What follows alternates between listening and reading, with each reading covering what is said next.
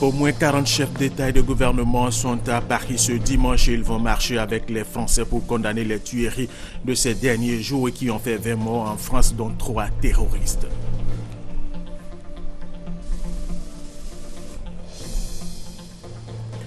Le super prix Boni qui récompense le meilleur journaliste de Côte d'Ivoire a été décerné hier samedi à Yamoussoukro, à Setou Banoro de Fraternité Matin.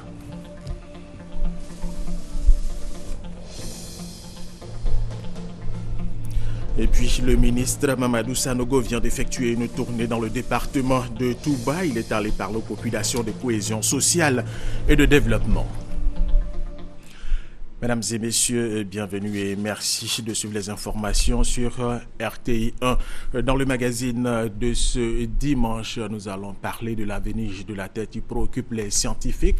Des bouleversements sont prévus. Les années à venir, l'Afrique de l'Ouest sera touchée avec l'avancée du désert. Par exemple, notre invité, le professeur Abdourahmane Konaré, pour être précis, directeur de la recherche scientifique et de l'innovation technologique au ministère de l'enseignement supérieur de la recherche scientifique, spécialiste en physique de l'atmosphère et du climat. Professeur, merci d'avoir accepté notre invitation et l'entretien, ce sera pour tout à l'heure. Mesdames et messieurs, une fois de plus, bienvenue et merci de suivre les informations sur RTI 1. Et commençons ce journal par ces télégrammes que le président de la République Alassane Ouattara a adressé à ses homologues du Nigeria et de la France par rapport aux événements qui se sont déroulés dans ces deux pays. D'abord le Nigeria, son Excellence M.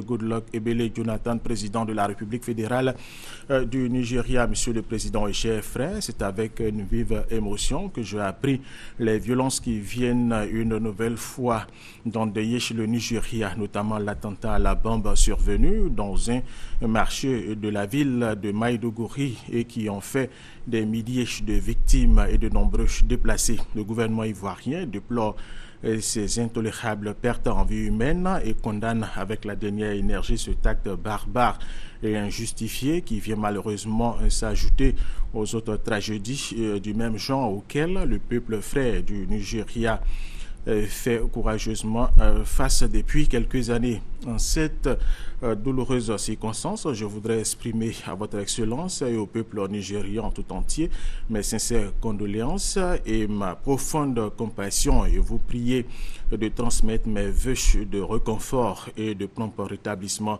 aux blessés. Mon pays restera aux côtés du Nigeria et de la communauté internationale pour relever le défi du terrorisme et de la criminalité transfrontalière qui menace le développement et la stabilité de nos pays. Je vous prie d'agréer, Monsieur le Président et chers frères, l'expression de ma très haute et fraternelle considération à Alassane Ouattara, président de la République de Côte d'Ivoire.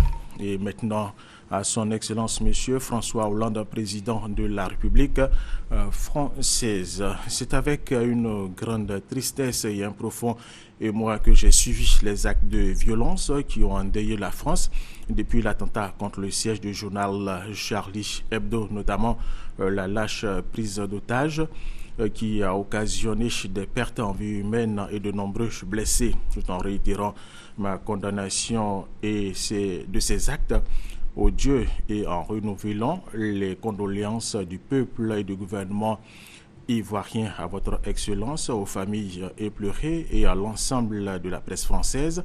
Je voudrais saluer votre courage et rendre hommage à la détermination et au sang-froid des forces de l'ordre dans le dénouement maîtrisé de ces tristes événements, au moment où le monde entier se joint au formidable élan de solidarité et d'unité affiché par le peuple français pour la défense des libertés et contre l'intolérance. Mon pays s'associe à cette mobilisation. À cet effet, j'ai désigné M. Paul Kofi, ministre auprès du président de la République chargé de la Défense, et son Excellence M. Charles Gomis, ambassadeur de Côte d'Ivoire en France, pour représenter la Côte d'Ivoire à cette manifestation et marquer ainsi notre solidarité au peuple français.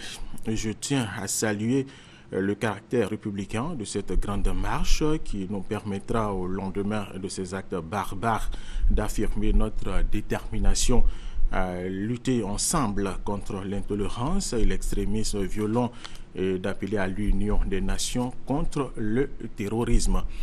Tout en renouvelant à votre Excellence et au peuple français la profonde compassion de la Côte d'Ivoire, je vous prie de croire, Monsieur le Président, à l'expression de ma très haute considération Alassane Ouattara, président de la République de Côte d'Ivoire.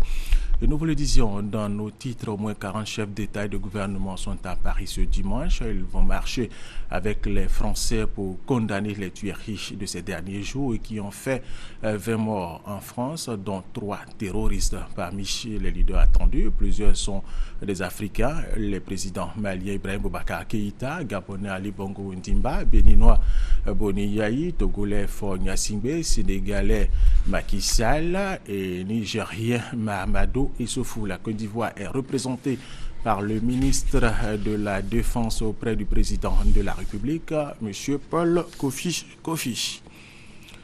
Autre titre de cette édition, le Super Prix Boni qui récompense le meilleur journaliste de Côte d'Ivoire a été décerné hier samedi à Sétou Baoro de Fraternité Matin. C'était en présence de Mme Henriette Konan-Bédié, marraine de la cérémonie, et de Mme Foussiata Bamba Lamine, ministre de la Communication, qui a invité les journalistes à plus de professionnalisme et de respect des codes d'éthique et de déontologie. La lauréate du Super Boni 2014, Sétou Baoro, a reçu comme lot un véhicule de type 4x4, un terrain viabilisé d'une valeur de 10 millions de francs CFA, 1 million de francs CFA du maire de Yamoussoukro, un trophée et un ordinateur portable. Débuté le mardi 30 décembre avec l'enrôlement du président de la République Alassane Ouattara, l'enrôlement pour la couverture maladie universelle se poursuit. Hier samedi à Daoukro, le président du PDCI RDA, Henri Konan-Bédié, s'est fait enrôler. C'était en présence de Gabriel Zani Emmanuela. Henri Konan-Bédié est la deuxième personnalité du pays à se faire enrôler pour la couverture maladie universelle depuis le début de l'opération, le 30 décembre 2014, où s'est fait inscrire le président de la République, Alassane Ouattara. Le président du Parti démocratique de Côte d'Ivoire a reçu ce samedi 10 janvier à sa résidence de Daoukro une équipe technique de la Société nationale d'édition des documents administratifs et d'identification. Après son inscription, Henri Konan-Bédié exprime sa satisfaction. J'ai fait mon devoir de citoyen. Je suis très heureux d'avoir accompli mon devoir. La couverture maladie universelle SEMU est une première en Côte d'Ivoire. Le projet a été à plusieurs reprises évoqué puis stoppé. Mais cette fois-ci, le président Henri Konan-Bédié est confiant quant à son aboutissement. Sous le gouvernement du président Alassane Ouattara, je crois que le projet est en très bonne voie et va aboutir définitivement. Des félicitations adressées au gouvernement, Henri Konan-Bédié invite tous les Ivoiriens à faire comme lui, se faire enrôler. Cette première phase d'enrôlement pour la SEMU concerne les salariés du public et du privé, mais à terme, le projet vise tous les Ivoiriens. Des sites d'enrôlement existent déjà sur l'ensemble du territoire national. Autre information, le ministre de l'Enseignement supérieur Niamey Konan a échangé à son cabinet au plateau avec l'association des parents d'élèves et d'étudiants de Côte d'Ivoire. Objectif, trouver des solutions pour un apaisement du climat social dans les universités de Côte d'Ivoire et les grandes écoles. Issaïo Aboussanogo. C'est en vue d'assurer une accalmie pérenne dans les universités et grandes écoles que le ministre de l'Enseignement supérieur et de la Recherche scientifique Niamey Konan a initié des rencontres avec les partenaires sociaux de son département. Et c'est dans ce cadre qu'il a échangé avec l'association des parents d'élèves et d'étudiants de Côte d'Ivoire. Le ministre Niamey Konan entend par ce dialogue mettre tout en œuvre pour faire comprendre à tous que l'école est une nécessité. Pour cela, il faudrait que le cours se déroule dans un climat apaisé. Quant aux parents d'élèves et d'étudiants, ils ont apprécié la démarche du ministre Niamey Konan et ont promis jouer leur partition afin de ramener le calme à l'université. L'actualité au niveau de l'enseignement supérieur, c'est évidemment la grève qui est en cours à l'université et au niveau de Cocody. Le ministre nous a appelés pour qu'on puisse se concerter et puis créer un cadre de concertation permanente pour régler justement les problèmes des universités en Côte d'Ivoire. Et comme il se trouve qu'il y a une grève, nous avons voulu contribuer en essayant de l'aider à décanter la situation. Le ministre Nyamie Kouna a promis de ne pas s'arrêter à cette seule rencontre. Les constructions anarchiques inquiètent les architectes de Côte d'Ivoire qui ont décidé de prendre leurs responsabilités pour que cesse le désordre dans le milieu du bâtiment. La suite avec Abou Sanogo. 2014, année d'écroulement d'immeubles dans le district d'Abidjan. Au total, 8 immeubles se sont effondrés dans plusieurs communes. Les causes souvent liées d'une part à la grande pluie qui s'est abattue sur la ville d'Abidjan, faisant d'énormes dégâts matériels et humains, et au non-respect des normes architecturales dans la construction d'autre part. Une situation que déplore le Conseil national de l'ordre des architectes de Côte d'Ivoire.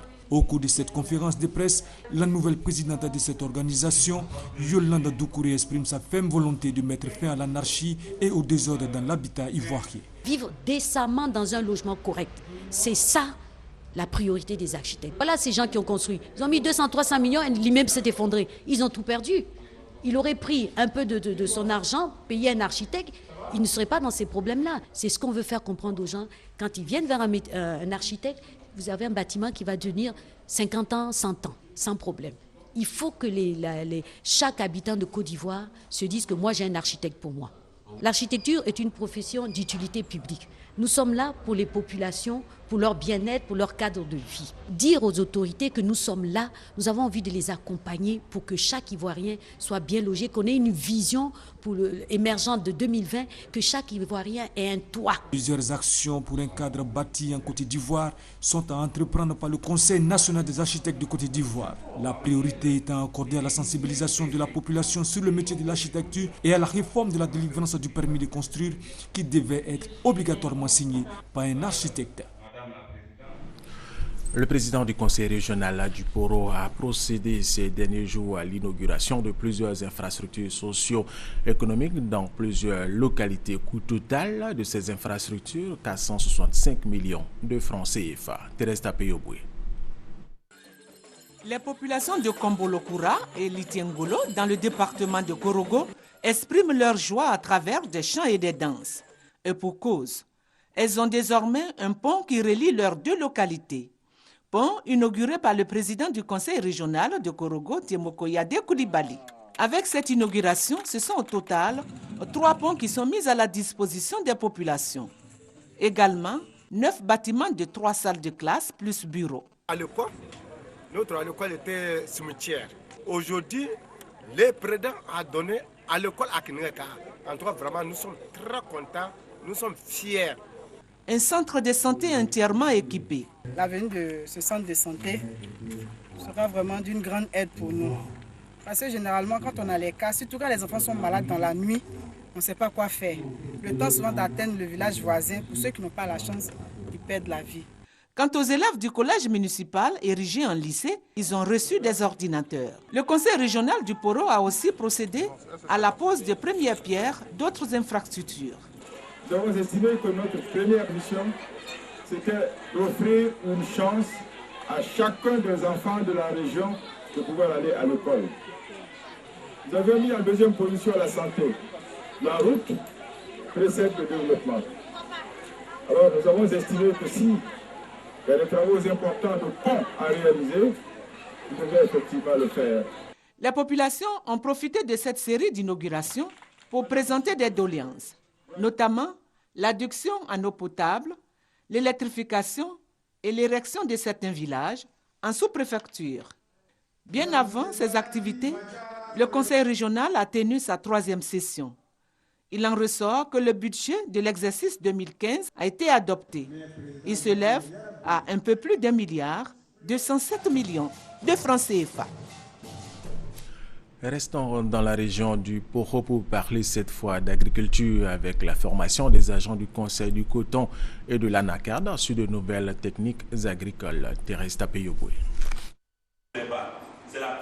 Cette formation s'inscrit dans le cadre de la réforme de la filière coton en arcade, qui a mis en place un dispositif d'encadrement afin d'améliorer la productivité et de garantir la durabilité de la culture. Il est prévu que les agents qui doivent former les producteurs sur le terrain soient eux à leur tour formés. Nous avons renforcé la capacité des agents en ADER pour relayer ces bonnes pratiques-là aux producteurs. 239 encadreurs, dont 150 conseillers agricoles, 68 techniciens spécialisés de l'ANADER, 16 agents du conseil du coton et de l'anarcade et 16 partenaires au développement ont pris part à cette formation. Les formateurs ont bien expliqué, nous avons assimilé. Au sortir de là, nous allons bien transmettre ce message aux paysans. On vient d'avoir un projet avec le conseil coton en arcade. Et pour pouvoir démarrer ce projet-là, il faut que tous les agents soient capacités. Donc, c'est dans ce contexte-là que nous sommes venus faire la formation. La création des vergers, l'entretien des plantations, la récolte, le triage, le séchage, les critères de qualité de la noix de cajou sont entre autres les étapes abordées au cours de cette formation dans les champs écoles. À l'ouverture de l'atelier, le directeur régional de l'ANACAD, le représentant du FIRCA et du Conseil coton ANACAD ont invité les participants à être attentifs à cette formation pour un meilleur encadrement des planteurs et pour un bon rendement de la production d'ANACAD. Nous vous le disions dans nos titres, le ministre Mamadou Sanogo vient d'effectuer une tournée dans le département de Touba. Il est allé parler aux populations de cohésion sociale et de développement. Kwasi Mamadou. Reprofilage de routes, réalisation de projets immobiliers, construction et réhabilitation des centres de santé et des écoles, avec à la clé la finition de la grande mosquée de Dioman. Ce sont les principaux défis des cadres et des populations de ce village du département de Touba. Pour relever ce défi, ils s'engagent sur la voie de l'unité, de la cohésion et du vivre ensemble, choses qui leur permettront d'inscrire Dioman sur le sentier de développement. Mais déjà, ils soumettent le projet de développement au ministre Mamadou Sanogo, cadre de la région. Ils souhaitent que le ministre soit leur porte-parole auprès des autorités compétentes pour soutenir leurs efforts. Mamadou Sanogo a rassuré la population de Dioman de la volonté du chef de l'État de contribuer au développement de toutes les localités de la Côte d'Ivoire. D'où la mise en place du programme national de développement qui viendra résoudre tous les problèmes d'infrastructure dans les villes et villages de la Côte d'Ivoire. Mais avant tout, il faut selon lui que la population se mobilise et continue les prières pour que le chef de l'État achève son programme de développement en 2020. Après Dioman, le ministre Mamadou Sanogo a mis le cap sur Sanakoro, un autre village du département de Touba dans la région du Bafing. Ici également, les questions de développement, de cohésion et de vivre ensemble étaient au menu. Le conflit entre éleveurs et agriculteurs a été également posé. Le ministre Mamadou Sanogo a rassuré la population de la mise en œuvre de nouvelles mesures pour mettre fin à ce fléau qui plombe les efforts de cohésion et de développement. Le ministre d'État, ministre du Plan du Développement, Albert Mabry Touakes, lui est en tournée dans la région du Tonkwich. Il va inaugurer plusieurs ouvrages construits par le Conseil régional du Tonkwich-Fboué, Franck Wadio. Des machines et des diplômes de fin de formation pour une école de couture de Danani. Un don du couple Mabry pour débuter cette tournée dans le département de Danani, puis cap sur Guian-Ouye, où la délégation du conseil régional du Tonkwich, conduite par le ministre d'État, ministre du Plan et du Développement, Albert Touakes Mabry, procède à la remise des clés d'une école primaire publique de 6 classes entièrement réhabilitée. Elle était dans un état très délabré. Très délabré. Nous-mêmes, ça veut dire qu'il n'y avait pas de porte, de fenêtre. Direction ensuite Théapleu, inauguration du tout premier collège de 4 classes de la localité. Une réalisation attendue depuis longtemps. Dans le temps, nous avons parcouru 5 à 6 km pour aller à l'école et nos petits frères qui viennent maintenant auront le collège juste à côté. Satisfaction des populations, des défis cependant à relever. La zone de Danané enregistre un fort déficit en enseignants, donc il va falloir jongler. Pour l'année en cours, dans cette partie de la circonscription administrative en termes d'IEP, il y a près de 500 élèves qui vont en 6e. Vous voyez déjà que c'est une demande qui est forte. C'est un collège qui sera appelé à être agrandi. Une visite sur le site de la future résidence du sous-préfet de Théapleu a mis un terme à cette journée dans le département de Danani. La délégation régionale de l'ADDL, l'autorité pour le désarmement, la démobilisation et la réinsertion de San Pedro, vient de faire le bilan de ses activités. Bilan jugé positif avec la réinsertion de 1500 ex-combattants qui mènent des activités génératrices de revenus. Thérèse Tapeyoboué. Ces ex-combattants réintégrés bénéficient de financements qui leur permettent de se prendre en charge à travers des activités génératrices de revenus. Une visite de terrain a permis de constater qu'ils se constituent en groupement pour exercer. Ainsi, certains se sont mis ensemble pour créer une unité de fabrication de pavés à base de déchets plastiques. D'autres ont choisi l'élevage de poulets. Le préfet de région, Ousmane Koulibaly, est allé constater ce que font ces jeunes. Selon le chef de bureau régional de l'autorité pour le désarmement, la démobilisation et la réinsertion, 800 des 2500 ex-combattants ont franchi le cap de la resocialisation et sont en attente. Zoumana Koulibaly soutient que tous seront intégrés avant juin 2015, date butoir de l'opération. Ida Grace Camara, secrétaire générale 2 de préfecture, a saisi l'occasion pour inviter tous ceux qui détiendraient encore des armes à les déposer et à prendre part au processus de réinsertion. Une opération coup de machette dans la cour de la préfecture par des ex-combattants a mis fin à la cérémonie. Un mot de religion dans cette édition. L'église Saint-Louis de Kangandi est devenue une paroisse autonome et cela a été célébré dans l'allégresse, nous dit Thérèse Tapeyoboué. L'église Saint-Louis de Kangandi est désormais une paroisse de plein exercice. Cette annonce de Monseigneur Boniface Ziri, évêque du diocèse d'Abangourou, a été accueillie par des acclamations et une forte ovation des fidèles de l'église. En effet, cette annonce vient couronner des efforts entrepris par la population depuis 4 ans et qui ont porté sur la rénovation, l'extension de l'édifice et la construction d'un presbytère, le tout pour un montant de 49 millions de francs CFA. Une occasion saisie par Angama Kessé, président du conseil paroissial, pour remercier tous les donateurs avec une adresse particulière pour Ama Marie Teuya, vice-présidente de l'Assemblée nationale et marraine de la cérémonie. En effet, elle a contribué à hauteur de 20 millions de francs CFA pour la construction et l'équipement du presbytère. Au cours de la cérémonie eucharistique, Monseigneur Boniface Ziri a invité la communauté catholique de Kangandi à faire de cette nouvelle paroisse un instrument de cohésion sociale et de consolidation des fondements de la famille. Cette nouvelle paroisse, la 9e du département de Bongwanou, couvre les territoires de Kangadi, Aswakro et Nguinou. L'artiste international ivoirien Tiken-Jah Fakoly était en concert lundi dernier à Odiéné, un concert gratuit pour échanger avec la jeunesse du Denguélé sur la cohésion sociale, le respect des institutions et l'état de droit. Kwasi Mamadou.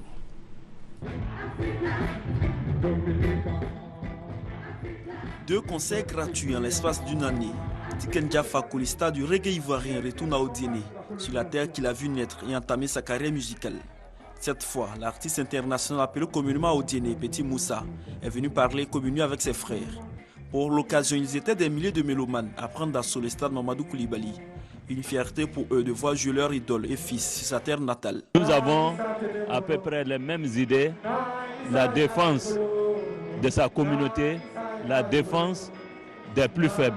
Un de nos grands frères, fils de la région, qui fait vraiment notre fierté. On est content d'être là ce soir. On a prié pour lui. Dieu merci, il est arrivé où tout le monde souhaitait qu'il arrive. Donc si maintenant qu'il vient pour nous amuser, c'est normal qu'on vient. Depuis Boiflé, Odiéné, Belema ici. Depuis 17 ans, je suis là pour Tiken-Jah. Pendant plus de 2 heures, Tiken-Jah Fakoly a joué plus de 20 titres. De Tata à ouvrir les frontières en passant par les matières. Tout a été repris en cœur par le public. Très heureux de retrouver sa vedette.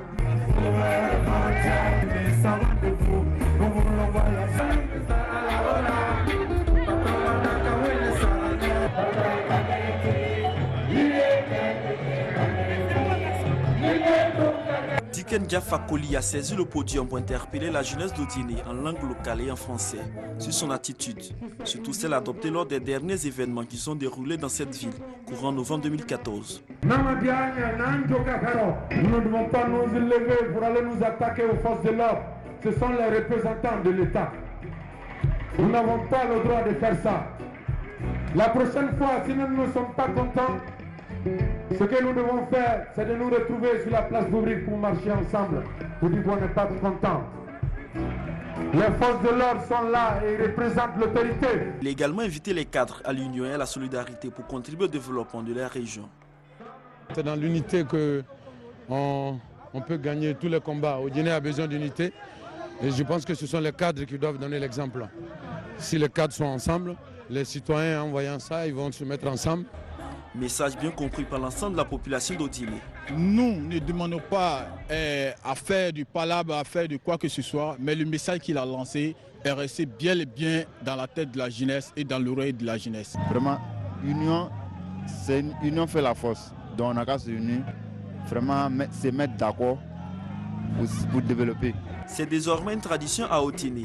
Chaque année, la mégastar Tiken Jah Fakoly organise à chaque période du Maoulid ou commémoration de la naissance du prophète de l'islam, paix et salut sur lui, un concert gratuit pour communier avec ses frères et sœurs du district du Denguélé.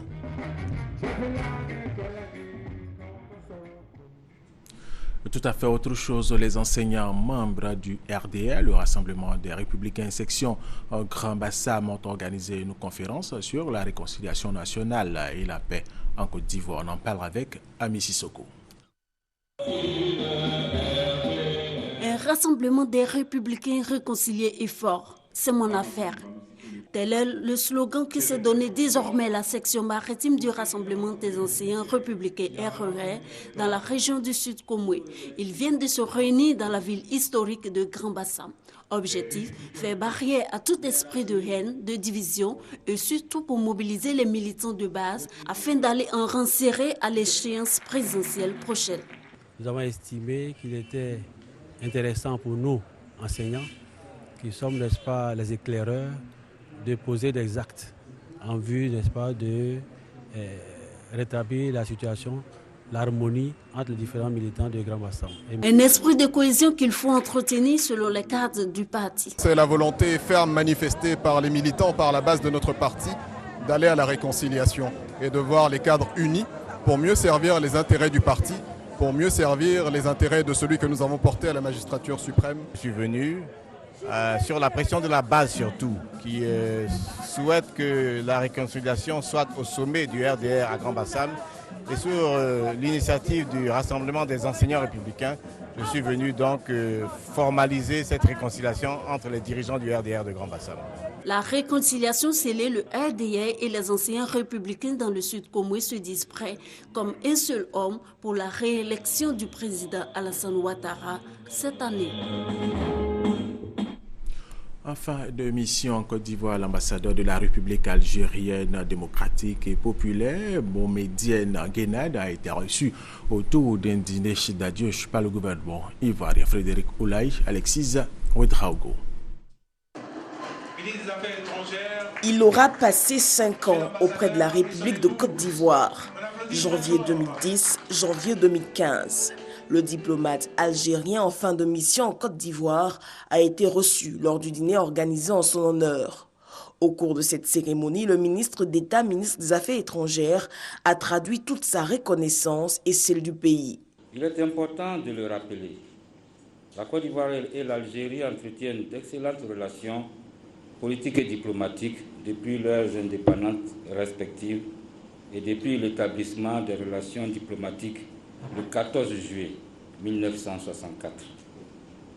Pour renforcer davantage cette coopération, les deux pays ont signé un certain nombre d'accords, dont celui portant création d'une grande commission mixte de coopération à Alger en avril 1981, avec la tenue de la deuxième session, ici même à Abidjan, en 1996.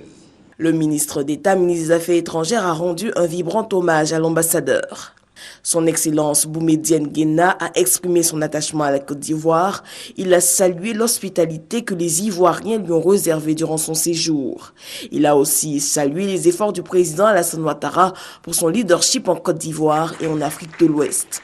L'ambassadeur a été élevé à la dignité de commandeur de l'Ordre du Mérite national. En m'élevant à la dignité de commandeur de l'Ordre du Mérite national de la République de Côte d'Ivoire, au nom du premier magistrat du second pays frère, je mesure l'importance de l'estime et de la considération dont la Côte d'Ivoire et les Ivoiriens me comblent. De même que j'ai pleinement conscience que c'est l'Algérie, son peuple, son président, son gouvernement, qui sont honorés à travers ma modeste personne.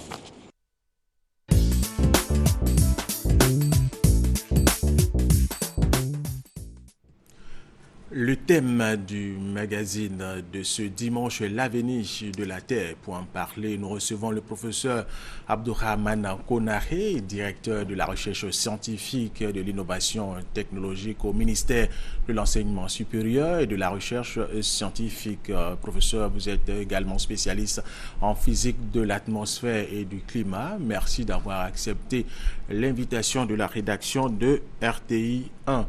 Avant notre entretien, nous allons suivre ce reportage de Patricia Oumou-Etia sur la quinzaine internationale de la science et des technologies avec pour thème l'avenir de la Terre, qui est également le thème de ce magazine de ce dimanche. La cérémonie d'ouverture de cette quinzaine s'est déroulée en présence du ministre de l'Enseignement supérieur. Regardez. Le ministre de l'Enseignement supérieur et de la Recherche scientifique a ouvert les travaux de la deuxième édition de la quinzaine internationale de la science et de la technologie. Il souhaite que les matières scientifiques suscitent davantage d'intérêt auprès des élèves du premier et second cycle. Au cours de la conférence de presse qu'il a animée, il a également évoqué l'intérêt que porte la Côte d'Ivoire pour l'évolution et le développement de la science et de la recherche. Nous sommes tous comptables de la vitesse à laquelle notre recherche va. Et comme vous le savez, les présidents des pays africains se sont rencontrés à l'Union africaine, à l'OUA, et avaient décidé de consacrer 1% du PIB à la recherche scientifique. 1% du PIB en Côte d'Ivoire, ça fait 150 milliards au taux actuel. Les chercheurs ont besoin de ça. Expositions, conférences, ateliers pédagogiques. La quinzaine internationale des sciences et de la technologie, c'est surtout une opportunité pour les jeunes de s'informer, de poser des questions et de se découvrir pour certains une vocation grâce à l'échange d'idées et d'expériences avec ceux qui pratiquent la science au quotidien. La biodiversité, c'est ce qui nous entoure et c'est ce qui permet qu'on ait un environnement dans lequel on peut vivre correctement pour ne pas qu'il y ait de déséquilibre dans la nature. Et le but de la quinzaine, c'est d'ouvrir la science donc, au public. C'est-à-dire en 2 semaines d'essayer d'expliquer qu'est-ce que c'est que la science et de montrer ce que les scientifiques font. Et cette visite spécifique avec les élèves, ça s'appelle donc la biodiversité expliquée aux enfants. Donc c'est une des étapes donc, de cette quinzaine. C'est également des expositions au jardin botanique de Cocody et des conférences sur le changement climatique. Il y a 2 choses qui sont importantes. C'est que quand on explique le changement climatique aux enfants, on leur permet aussi de comprendre les comportements environnementaux. Les enfants d'aujourd'hui que nous arrivons à former sur ces conséquences sont des adultes responsables pour demain. Ce sont aussi des personnes qui vont rentrer à la maison et qui vont aussi parler avec leurs parents et qui vont nous aider tous à changer de comportement de telle sorte qu'on soit plus respectueux de notre environnement. La quinzaine internationale des sciences et de la technologie fait partie des stratégies pour réussir le passage vers une nouvelle dynamique scientifique basée sur la formation et le savoir. Professeur, là, Patricia Oumou-Etia a parlé de changement climatique. Dites-nous comment vous voyez l'avenir de la Terre avec les tremblements de terre, les volcans, la mer qui gagne du terrain et le désert qui avance. Bien, je vous remercie. Il faut donc distinguer 2 étapes, le court terme, le moyen et le long terme. Pour le court terme, malheureusement, nous ne pouvons pas faire grand-chose. Parce que nous allons donc subir de façon inéluctable les actions et les politiques qui ont été donc menées pendant le XXe siècle. En revanche, ce que nous pouvons faire, c'est de nous adapter. et c'est de renforcer notre résilience, faire en sorte que nous puissions être capables d'absorber les chocs qui viennent. Donc, le moyen et le long terme, en revanche, il serait donc important de s'asseoir et de se poser la question de savoir quel est l'avenir que nous souhaitons pour la Terre. C'est une question essentielle pour laquelle une réponse doit être trouvée. Sachant ce que nous voulons dans 40 ans, dans 100 ans, nous allons donc prendre les dispositions pour que les politiques que nous allons mener à partir de maintenant puissent nous permettre, n'est-ce pas, de faire en sorte que la Terre soit ce que nous voulons dans 40 ou 100 ans. Alors, professeur, vous avez parlé de court terme.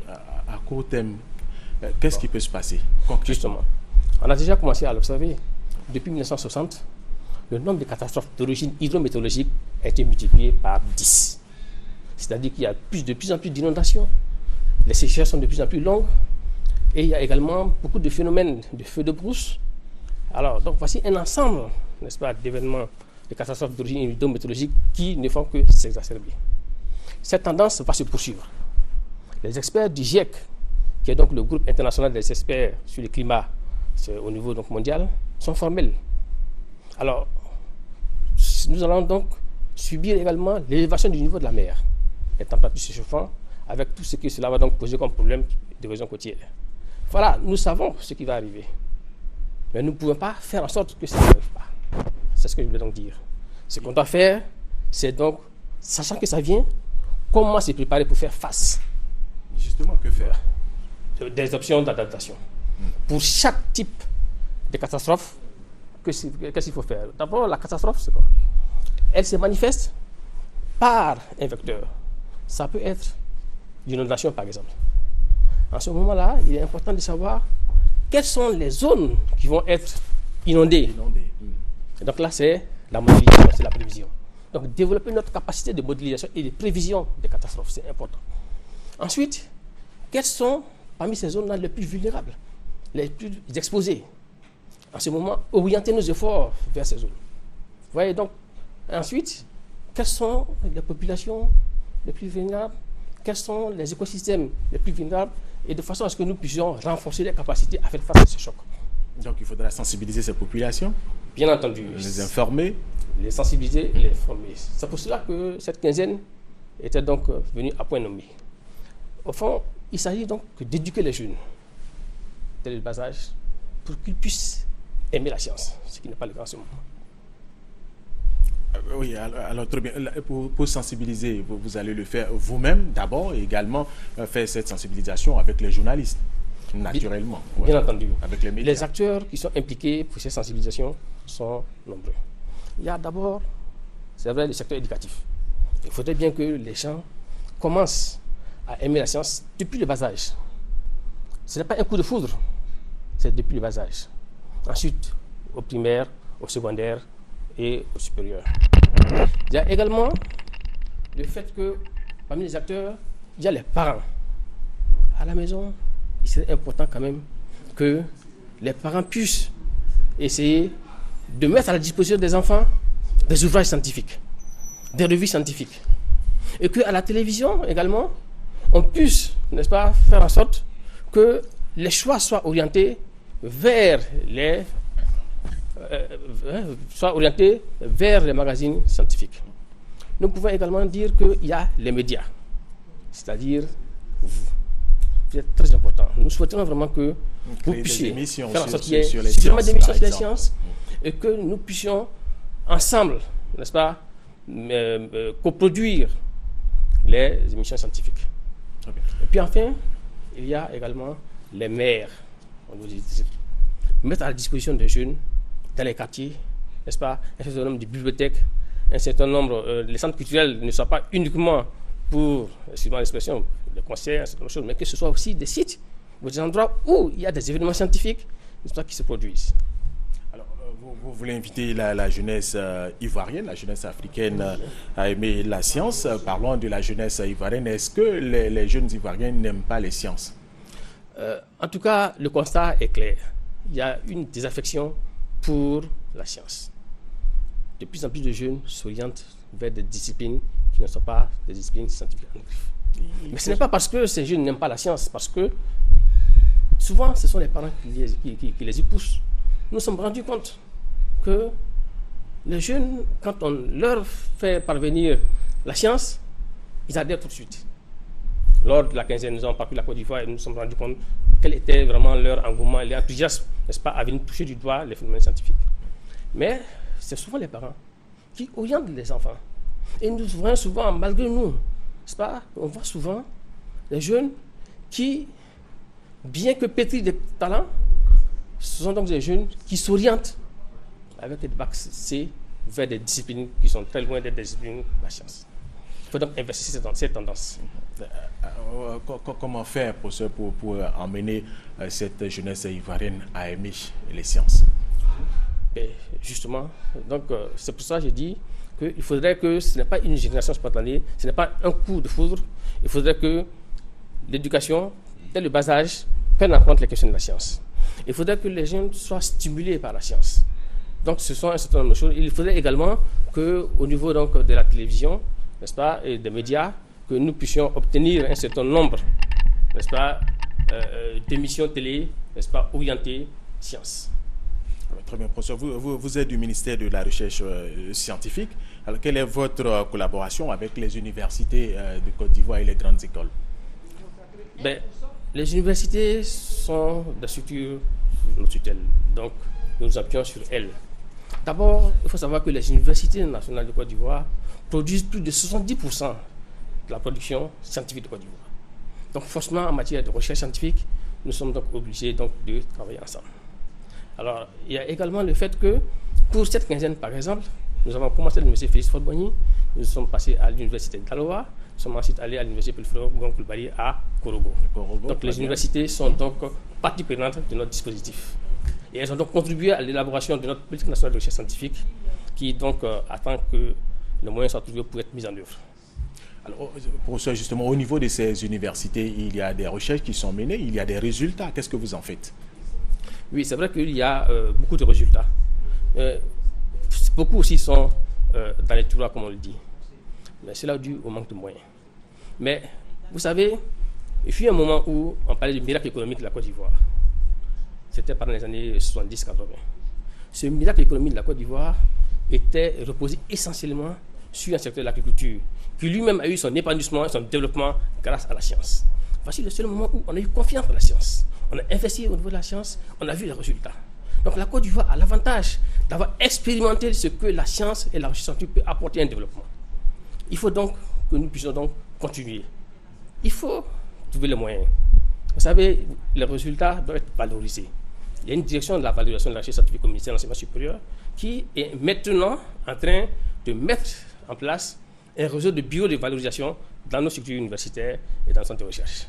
Il y a l'université Félix Faure-Boigny qui dispose également d'un pôle scientifique et d'innovation et qui a un centre international sur l'incubation pour faire en sorte que les résultats de recherche deviennent désormais des opportunités d'affaires et puissent aider à la croissance et stimuler donc, notre économie.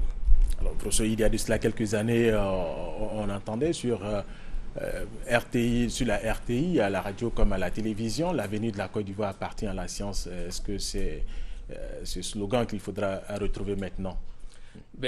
C'est ce que je voudrais dire. Au moment où on l'a dit, nous avons vu tout de suite l'impact sur le développement de la Côte d'Ivoire. En ce moment, la part du PIB allouée à la recherche scientifique dépassait 1%. Et nous avons vu les résultats.